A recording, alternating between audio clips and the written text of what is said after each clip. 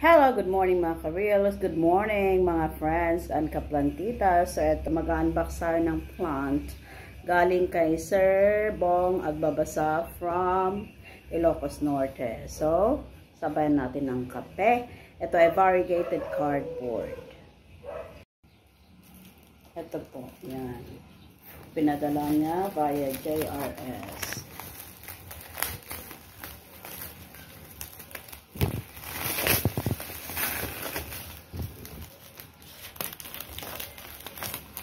Madali lang din alagaan ang variegated cardboard. Ano lang din siya.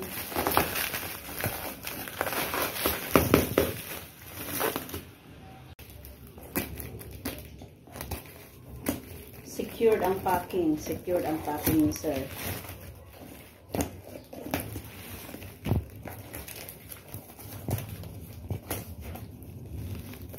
Ayan. Tada!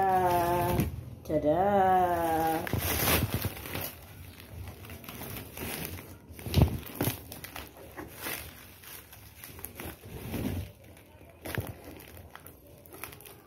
Okay naman ang ano ng JRS, basta wag lang ano. Yung ayaw ko yung ina-uproot na plant. It takes time kasi na mag-acclimate, kaya ayaw kong kumukuha ng mga plants na uprooted. Nung kasagsagan ng pandemic, kumukuha ko ng plants sa ano, and then yun nga uprooted, ang hirap ipabuhay. Kaya hindi ko rin nire-recommend ng uprooted. Unless, kasi may mga plants din na talagang ano, resilient or matibay sila sa mga ano, sa mga uproot pwede.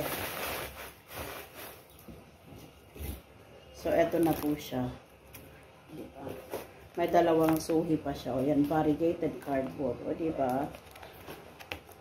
Dalawa yata yung suhi nito eh. Mura ko lang nakuha sa kanya, nakuha ko lang ng 1,000. Pero dalawa yung anak niya. Diba? Diba?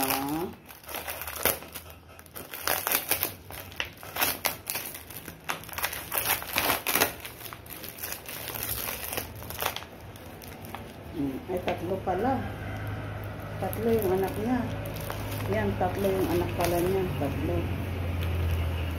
Although medyo matagal ano to, matagal palakihin, pero sulit na rin. Yan, so thank you so much.